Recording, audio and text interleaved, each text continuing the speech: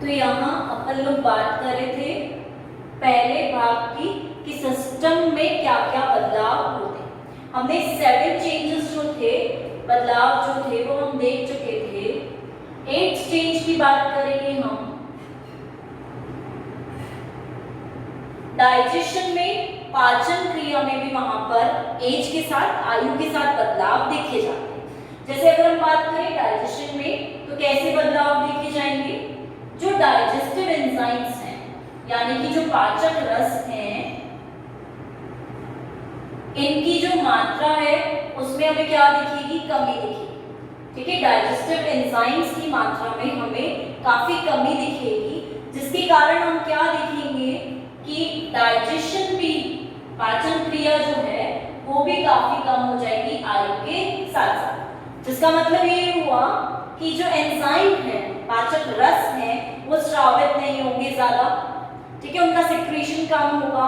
Secretion कम होने के कारण डाइजेशन कम होगा और वहां पर क्या देखा जाएगा कि जो ओल्ड एज पीपल होते हैं वो हल्का खाना खाना पसंद करेंगे, ताकि थोड़ा सा भी अगर एंजाइम उपस्थित रहेंगे, कम मात्रा में भी रहेंगे, तो वो आसानी से वहां पर ब्रेक डाउन कर सकें। ठीक है, तो डाइजेशन कम होगा तो मेटाबॉलिज्म जो है, जो उपापचय दर है, वो भी आसानी से वहां पर कम हो जाए। इसलिए ओल्ड एज में भूख कम लगती है। क्यों कम लगती है? क्योंकि वहां पे उपापचय दर जो है काफी कम है, स्लो है, धीरे धीरे है। भोजन ऑलरेडी वहां पे फूड पड़ा हुआ है, जब वो ही डाइजेस्ट नहीं होगा तो दूसरा फूड कैसे अंदर लेगा? इसलिए भूख काफी कम हो जाएगी, डाइट जो होती है वो कम हो जाती है ओल्ड एज में जाते जाते। नेक्स्ट हम बात करेंगे इसी में इम्यूनिटी,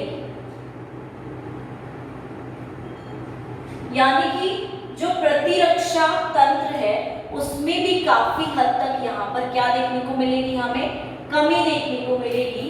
यानी कि हम बोलेंगे कि हमारे पास थाइमस ग्रंथि जो होती है वो उपस्थित है।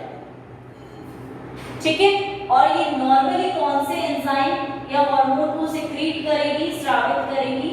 थाइमोसिन। ठीक है, तो इसके कारण क्या होगा? वहां पर टी सेल्स और टी हेल्पर सेल्स और बी सेल्स, बी कोशिकाएं, बी लिम्फोसाइट्स और टी लिम्फोसाइट्स जो है वो आसानी से वहां पर बनेंगे और एंटीबॉडीज का निर्माण करें। ठीक है, एंटीबॉडीज जो है वहां पर फॉर्म होंगी। तो एंटीबॉडीज अगर फॉर्म हो सकती है आसानी से और थाइमस पूरी तरह फंक्शनल है, वहां पर पूरी क्रिया कर रहा है, तो इम्यूनिटी क्या हो जाएगी? बढ़ी भी रहेगी। ठीक है, बाहर से कोई भी बैक्टीरिया, कोई भी वायरस, माइक्रो ऑर्गेनिज्म, ठीक है, सूक्ष्म जीव जो होते हैं वो एंटर करेंगे अगर हमारी बॉडी में, तो हमारी बोल रहे हैं इम्यूनिटी स्ट्रांग है, एंटीबॉडीज ज्यादा बनेगी और हम फाइट कर सकते हैं, आसानी से डिजीजेस से लड़ सकते हैं, रोगों से आराम से लड़ लेंगे, क्योंकि रोग प्रतिरोधक क्षमता भी वहां पे हमारी ज्यादा। लेकिन एज के साथ साथ हम यहाँ मानते हैं कि जो थाइमस ग्रंथि है वो रिड्यूस हो जाती है, उसकी फंक्शन कम हो जाता है, कि उसकी जो फंक्शनैलिटी है वो काफी हद तक डिक्रीज हो जाती है।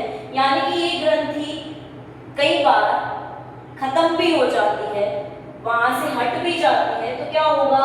ये हार्मोन कम बनेगा, ये सेल्स, कोशिकाएं जो हैं ये भी कम बनेंगी और इनके कम बनने के कारण एंटीबॉडीज आसानी से वहां नहीं बन पाएगी, बॉडी फाइट ही नहीं कर पाएगी इन्फेक्शन से।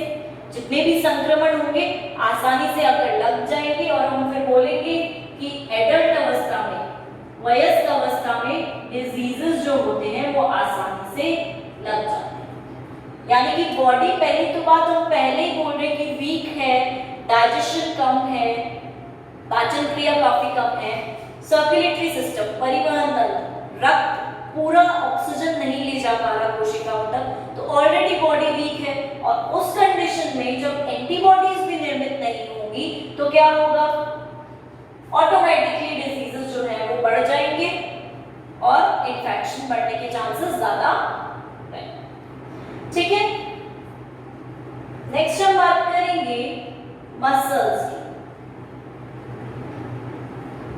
ठीक है, मांसपेशियों की बात करेंगे कि इनमें भी यहाँ पर परिवर्तन देखने को हमें मिलता है। जैसे अगर हम मांसपेशियों की बात करते हैं तो यहाँ पर हमें किस प्रकार की परिवर्तन देखने को मिलेंगे कि जैसे एक बच्चा है 10 साल तक उसकी मसल्स हम बोलेंगे कि ठीक है फंक्शन परफॉर्म कर रहे हैं, ठीक है, नॉर्मल सामान्य प्रकार से कार्य कर रहे हैं। 20 से 30 हम बोलते हैं कि मैक्सिमम मसल स्ट्रेंथ रहती है, यानी कि 20 से 30 साल के बीच में जो कार्य करने की क्षमता है बॉयज में स्पेशली, उनमें हमें काफी ज्यादा लगेगी। आसानी से जितना हैवी वर्क करवाना है करवाओ, जितना भार उठाना है उठा सकते हैं वो, क्योंकि उनकी स्ट्रेंथ, उनकी क्षमता ज्यादा है समय में, ठीक है। इसी समय की अगर हम गर्ल्स को कंपेयर करें और सेम ट्रेनिंग दोनों को दें तो भी इतनी स्ट्रेंथ, इतनी क्षमता गर्ल्स में नहीं बन पाती, बिकॉज उनके अंदर तो ऑटोमेटिक है ये चीज, राइट, और गर्ल्स में ऑटोमेटिक नहीं है। कितना भी हम बना लें तो भी वो चीज, वो बराबर वाली चीज नहीं आ पाती, ठीक। बाकी फिर पर्सन टू पर्सन डिपेंड भी करता है। तो यहाँ पर क्षमता बढ़ रही है और फिर 40 के बाद 80 तक धीरे धीरे क्षमता गिरती जाएगी, इतना हैवी वर्क फिर नहीं कर पाएगी, ठीक है, मसल्स की क्षमता गिरेगी। तो यहाँ पर क्षमता धीरे धीरे कम होती जाएगी और हम ये बोलते हैं कि यहाँ अगर 100% क्षमता है तो 40 से 50 के बीच में 80% तक ही रह जाएगी, काफी हद तक कम हो जाएगी कार्य करने की क्षमता। तो इस तरह से यहाँ पर मसल्स क्यों स्ट्रेंथ हो रही है मेल्स के अंदर, क्योंकि यहाँ पर टेस्टोस्टेरोन हार्मोन जो है वो काफी एक्टिव रहता है, ठीक है, काफी सक्रिय रहता है, स्रावित होता रहता है। तो इसके कारण मसल्स जो है वो काफी स्ट्रॉन्ग हो जाते हैं, ठीक है। तो मेल्स में ही इसलिए क्योंकि मेल हार्मोन्स, नर हार्मोन जो है वो काफी ज्यादा एक्टिव है इस समय पर, तो मसल्स को भी ये एक्टिवेट कर देते हैं, एक्टिव रखते हैं, सक्रिय रखते हैं, ठीक है। नेक्स्ट हम बात करेंगे इसमें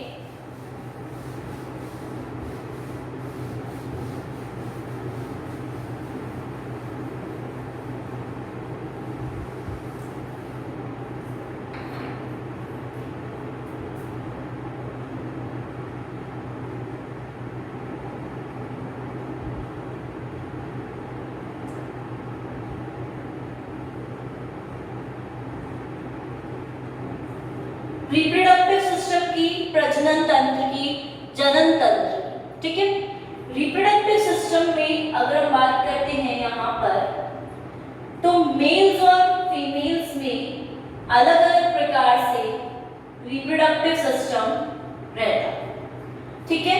दोनों में हम बात करते हैं कि क्षमता जो होती है वो धीरे धीरे गिरती है, क्योंकि मेल्स में अगर हम बात करते हैं सीमन की तो इसकी मात्रा में धीरे धीरे एज के साथ कमी आती है, ठीक। और टेस्टोस्टेरोन हार्मोन की बात करते हैं तो बंद नहीं होता इनमें कभी भी, इनका स्रावण, इनका सिक्रीशन कम नहीं होता, बंद नहीं होता, ये नहीं कि स्टॉप हो जाए, वहां पर रुक जाए, लेकिन हाँ धीरे धीरे इनका स्रावण थोड़ा कम हो जाए, थोड़ा सा मात्रा में कमी देखने को मिलती है, इतना रिप्रोडक्टिव पावर नहीं रहता एज के साथ, ठीक है, इतने एक्टिव नहीं रहेंगे। वहीं अगर फीमेल्स की बात करते हैं तो यहाँ पर एस्ट्रोजन की मात्रा काफी हद तक कम हो जाती है, ठीक है। जो मेंस्ट्रुअल साइकिल होती है उसमें मेनोपॉज आ जाता है, वो एकदम रुक जाती है क्योंकि एस्ट्रोजन की मात्रा काफी कम हो चुकी है, अब चीजें रेगुलेट नहीं हो पा रही, यानी कि फॉलिकल्स जो हैं वो बनना ही रुक जाते हैं, स्टॉप हो जाते हैं, उसके बाद प्रेगनेंसी की कंडीशन आ ही नहीं सकती। इसका मतलब सीधे सीधे हम बोल रहे हैं कि रिप्रोडक्टिव सिस्टम जो है वो डिग्रेड हो रहा है, कमजोर हो रहा है और धीरे धीरे उसकी कार्यक्षमता काफी कम हो रही है। दूसरी चीज हम ये भी बोलते हैं कि ये दोनों चीजें क्यों हो रही हैं, क्योंकि FSH जो है वो कम हो रहा है, क्योंकि फॉलिकल स्टिमुलेटिंग हार्मोन जो है वो भी कम स्रावित हो रहा है, जो कि एंटीरियर पिट्यूटरी भाग से स्रावित हो रहा है। इसी के साथ ICSH जो है वो भी काफी कम स्रावित हो रहा है। इसको हम बोलते हैं इंटरस्टिशियल हार्मोन, ठीक है। तो इसका जो श्रावण है वो भी काफी कम होगा। इसे हम एक और नाम देते हैं LH, ल्यूटिनाइजिंग हार्मोन जो होता है वो भी काफी कम सिक्रेट होता है। तो इनके श्रावण के कम होने से क्या होता है, यहाँ पर इनके सिक्रीशन में भी कमी आती है। तो इस तरह से रिप्रोडक्टिव सिस्टम पर भी प्रभाव पड़ता है, राइट।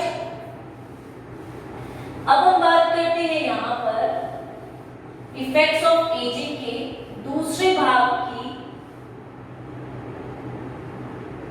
जिसे हम बोलते हैं सब सेल्यूलर चेंजेस, राइट। यानी कि सेल के अंदर, कोशिकाओं के अंदर क्या चेंजेस हो रहे हैं,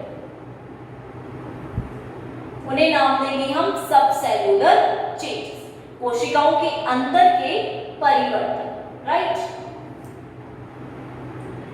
देखते हैं यहां पर क्या परिवर्तन होते हैं। नंबर फर्स्ट,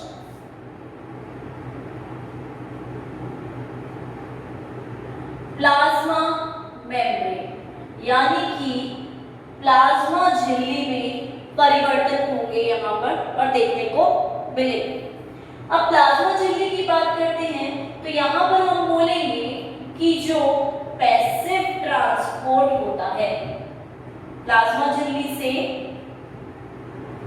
जो असक्रिय परिवहन होता है उस पे एज का कोई प्रभाव नहीं पड़ता, लेकिन जो सक्रिय परिवहन है, एक्टिव ट्रांसपोर्ट है,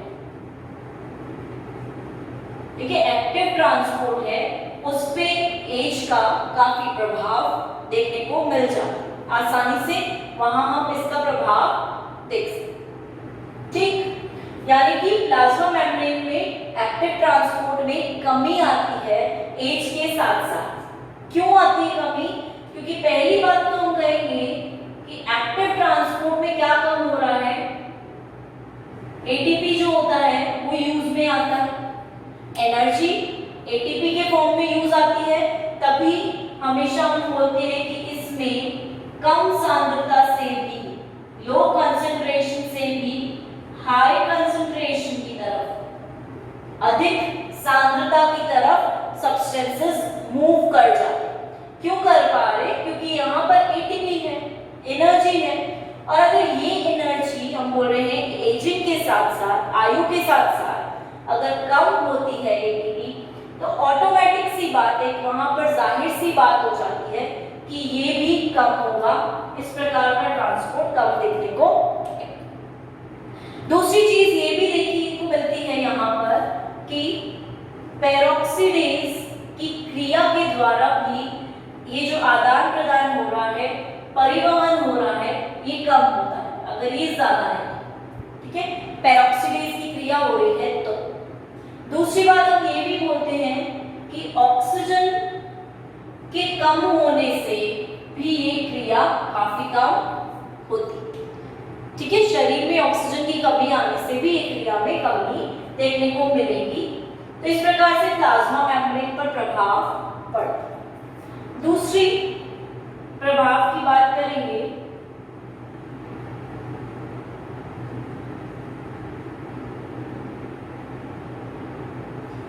तो न्यूक्लियस की बात करेंगे। अब न्यूक्लियस भी सेल के अंदर, कोशिका के अंदर उपस्थित रहता है, इसलिए सब सेल्यूलर बात करें, राइट। न्यूक्लियस में भी हमें चेंजेस देखने को मिलते हैं, यानी कि हम बोलेंगे कि साइटोप्लाज्म और न्यूक्लियस का जो रेशियो है, ठीक है, इन दोनों का जो रेशियो होता है वो काफी कम देखने को मिले।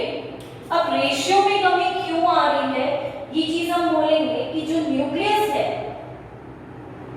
राइट, जो न्यूक्लियस हमें देखने को मिलता है उसमें हम ये देखते हैं कि वहां पर न्यूक्लियस की साइज, न्यूक्लियस की जो संख्या है और साइज है वो काफी ज्यादा कम होती है। ठीक है, वो क्यों कम हो रही है, क्योंकि वहां पर केंद्रक विकिरण की क्रिया देखने को मिलती है। राइट, जो हमारा न्यूक्लियस है इसमें हमें डैमेज देखने को मिलता है। डैमेज नहीं कह के हम बोल सकते हैं कि इसमें कमी मिली। तो इस प्रकार की क्रिया को हम बोलते हैं पिक्नोटिक। ठीक है, कि पिक्नोटिक क्रिया है, यहाँ पर न्यूक्लियस कम हो रहा है, बहुत कम मात्रा में रिड्यूस हो रहा है। ये नहीं बोल रहे हम कि साइटोप्लाज्म में परिवर्तन आ रहा है, पर हाँ न्यूक्लियस कम हो रहा है, न्यूक्लियस की साइज रिड्यूस हो रही है, न्यूक्लियस बिल्कुल सिकुड़ रहा है अंदर की तरफ। तो इसकी मात्रा में भी हम बोल सकते हैं अंदर जो मटेरियल है उपस्थित उसमें भी कमी आ सकती है। तो इस प्रकार को हम बोलेंगे पिक्नोटिक, और पिक्नोटिक बॉडी का निर्माण वहां पर हो सकता है। ठीक है, तो इस तरह से इन दोनों के रेशियो में कमी देखने को हमें मिल जाती है।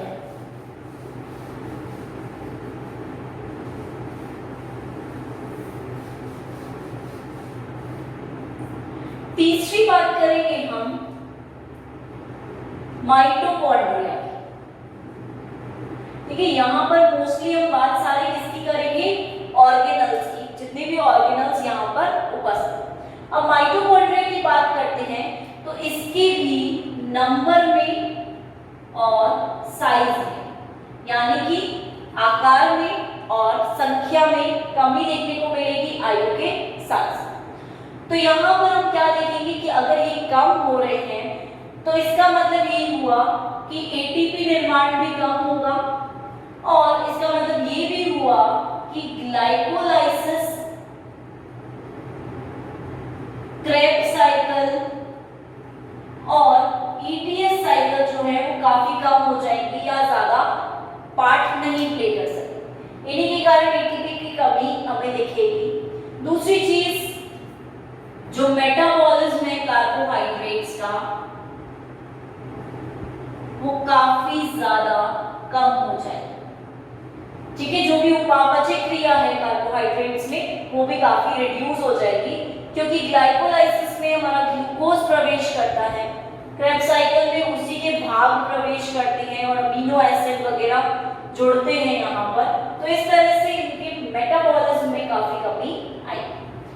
चौथी बात करते हैं हम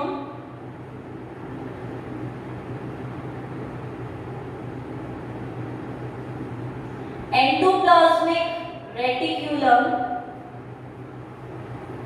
और राइबोसोम्स।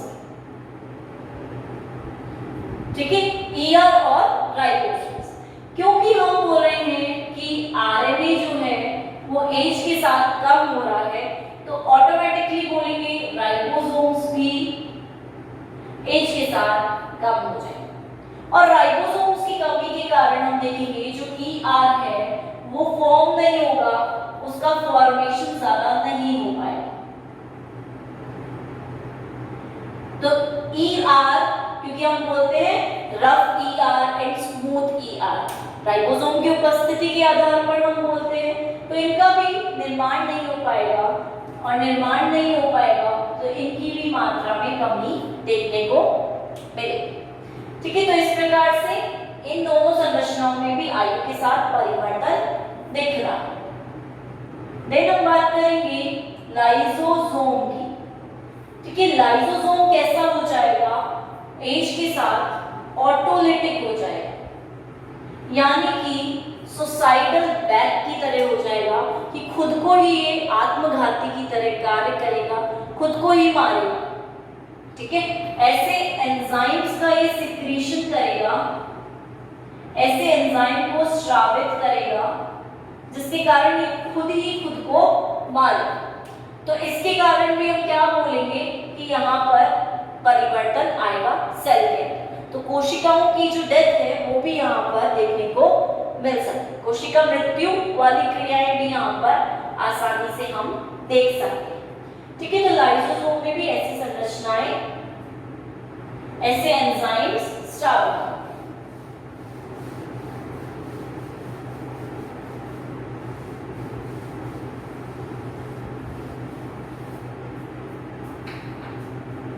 देन सिक्स्थ पॉइंट की बात करते हैं हम, एजिंग पिगमेंट। एजिंग पिगमेंट होता है लाइपोफुसिन, जो कि एक प्रकार का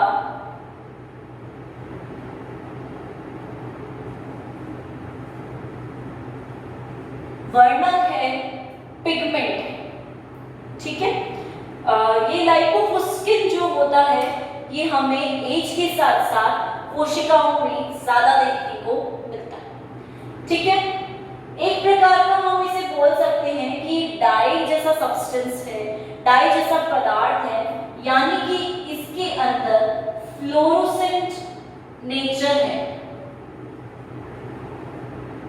ठीक है, फ्लोरोसेंट प्रकार का नेचर है। तो अगर हमें कोशिकाओं में ये ज्यादा देखने को मिलता है, ज्यादा जमाव मिलता है, तो हम बोल सकते हैं वो कोशिका की आयु बहुत ज्यादा हो चुकी है, क्योंकि इसका जमाव वहां पर हो चुका।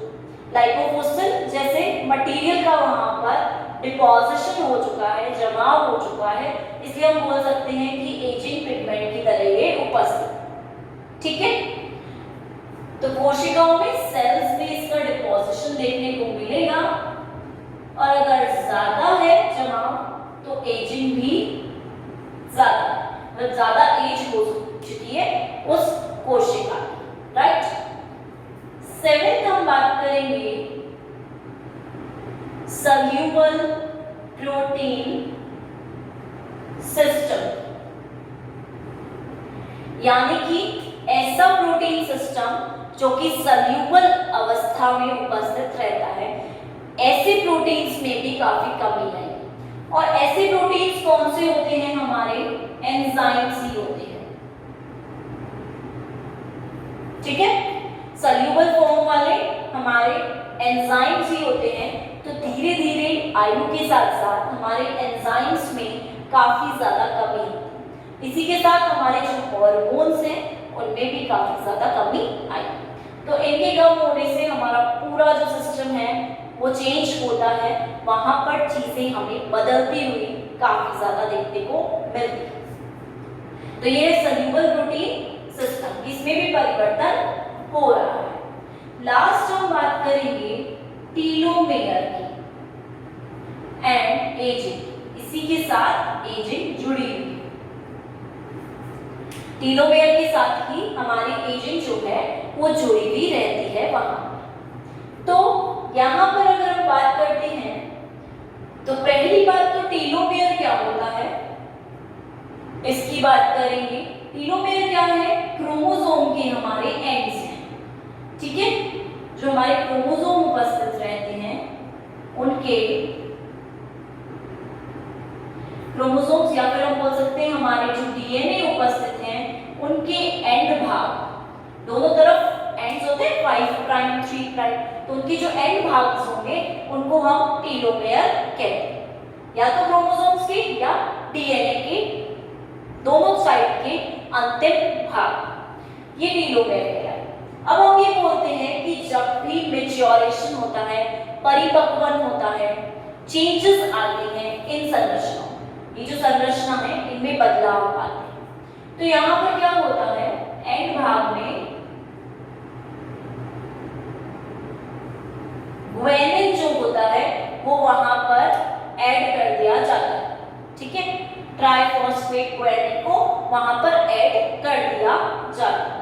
अब अगर हम बोल रहे हैं कि जैसे जैसे सेल डिवाइड हो रहा है, सेल डिवीजन कर रहा है, तो सेल के डिवीजन के कारण इनके जो टीलोमेयर्स हैं वो क्या होते जा रहे हैं, छोटे होते जा रहे हैं। ठीक है, जो एंड भाग है वो धीरे धीरे छोटे होते जा रहे हैं डिवीजन के साथ साथ।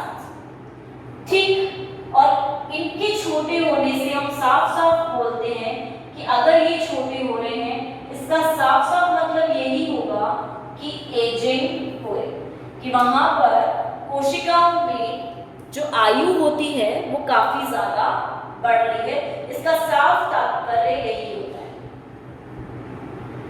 ठीक है, जिसको हम आसानी से ऐसे बोल सकते हैं कि यहाँ पर अगर सेल डिवीजन होगा, विभाजन होता जाएगा, माइटोसिस की क्रिया होती जाएगी, तो इस क्रिया के कारण जो हमारा ऐसे है डीएनए, ये टीलोमेयर भाग है, जब दूसरा डिवीजन होगा तो ये और छोटा हो जाएगा और टीलोमेयर भाग और छोटा हो जाएगा। फिर हम देखेंगे और डिवीजन होगा तो टीलोमेयर भाग और छोटा होता जाएगा, और डिवीजन होगा टीलोमेयर भाग और छोटा और छोटा और छोटा। तो इस तरह से एक पार्ट ऐसे भी आएगा कि आगे जाकर सेल जो है, कोशिका जो है, वो वहां पर डिवाइड ही नहीं हो पाएगी। ठीक है, ऐसा हो सकता है, ऐसा हमें देखने को मिल सकता है।